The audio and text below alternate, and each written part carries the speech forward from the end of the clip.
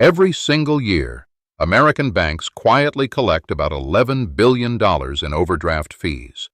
Not from corporations, not from hedge funds, from regular people who simply did not have quite enough in their checking account when a charge went through. And a huge slice of that money comes from people under 30, people who are brand new to all of this, who nobody ever actually taught. Picture this: a $35 fee charged on a $6 coffee. That is not bad luck. That is not you being careless.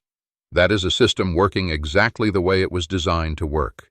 The good news is that once you can see how the machine actually runs, you can stop feeding it for the rest of your life. In the next few minutes, I am going to show you exactly how a bank really works, where it makes its money off you, and the handful of moves that make you almost impossible to charge ever again. So let us start with the thing nobody actually explains.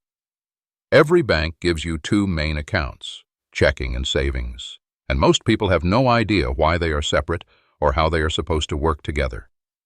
Your checking account is your day-to-day account. Money in, money out. This is your debit card, your rent, your Venmo, your subscriptions. It is the account you actually live out of, and it is supposed to move. Your savings account is a completely different animal. Think of your savings account as a holding tank. Money goes in, and money mostly stays there. It is for your goals, your emergencies, your future self. It is not supposed to move the way checking does. Here is the distinction that quietly fixes your whole financial life. You are not supposed to swipe your savings account like a debit card. That is what checking is for. Savings is the account you protect. The moment you separate these two in your own head, you stop accidentally spending the money you were specifically trying to keep. So picture two buckets. One bucket has a wide open spout at the bottom, water rushing in and straight back out. That is checking, and that is exactly what it should do. The other bucket is sealed. You pour into it, and it fills, slowly, on purpose. That is savings. Almost everybody who feels broke is really just one person, pouring everything into the open bucket and wondering why the sealed one is always empty. Now here is where the bank reaches into your pocket, and why it matters so much for you specifically. Here is how an overdraft fee actually works. Say you have $48 in checking. You forget, and you spend $53 at the store. The bank now has a choice. It can decline that charge, which cost you nothing, or it can quietly cover the $5 gap and charge you $35 for the favor you never asked for. Most banks pick the second option every time because that is the option that pays them. So sit with that. You just paid $35 to spend $5 you did not have. That is a 700% fee on a coffee. No loan shark on earth charges that. And it gets worse because some banks will stack them. If 3 separate charges clear on the same day while you are sitting below zero, that is not one fee, that is 3. 35 plus 35 plus 35. That is $105 in fees on the exact day you were already the most broke. This is the trap. It punishes you hardest at the precise moment you have the least, and it is completely legal, and almost nobody warned you it was coming. Let me make this real with someone who could be any one of us. Meet Marcus. Marcus was 19. He had just started his first real job, and he opened a checking account at the big national bank his parents had always used. Nobody walked him through the monthly fee. Nobody mentioned the overdraft policy. His paycheck hit on Fridays, so by Wednesday he was usually running low, which is completely normal when you are 19 and just starting out. Then came the week that taught him everything. His balance hit $18, and while he was not looking, 3 small charges cleared on the same day. A subscription for $9.99, a $4 coffee, a $6 fast food order. Add those up and Marcus spent about $20 he did not have. The bank covered all 3 and charged him $35 for each one. $105 gone before he even glanced at his phone.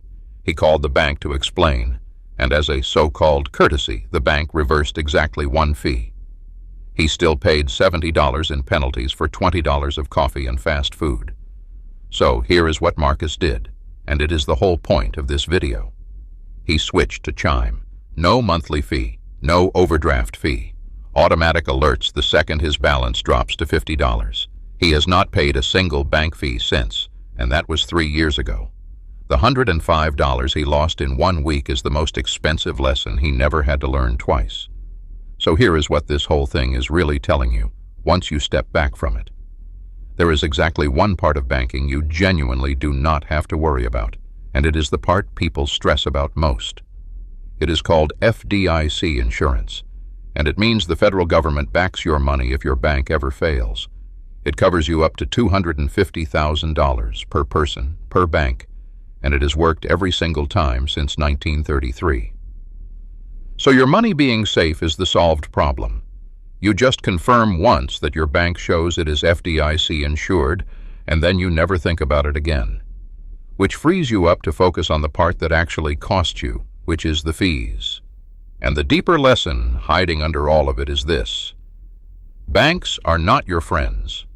They are not on your team, and they are not doing you a favor by holding your money. They are businesses. And a traditional bank can make real money off you through monthly fees and overdraft charges just for storing cash you already earned. Once you truly absorb that, switching banks stops feeling disloyal and starts feeling obvious. You do not owe a bank your loyalty. You pick the one that charges you nothing, and you let the other ones compete for somebody less informed than you now are.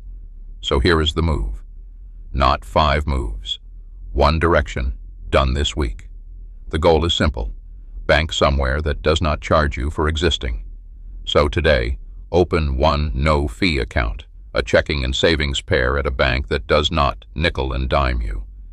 The 3 I would point you to are Chime, Ally, or Marcus by Goldman Sachs. All 3 are free. All 3 are FDIC insured. All 3 have genuinely good apps, and opening one takes about 15 minutes on your phone. You can keep your old account open during the switch, so there is 0 risk in starting. Then do 2 small things that make you almost impossible to charge. First, turn off overdraft protection on any account you already have. It is usually opt-in, which is a polite way of saying the bank made it easy to turn on and quietly hard to turn off. Log in, find the overdraft setting and switch it off, or just call the number on the back of your card and ask them to. With it off, a charge that would overdraw you simply gets declined, for free, instead of costing you $35.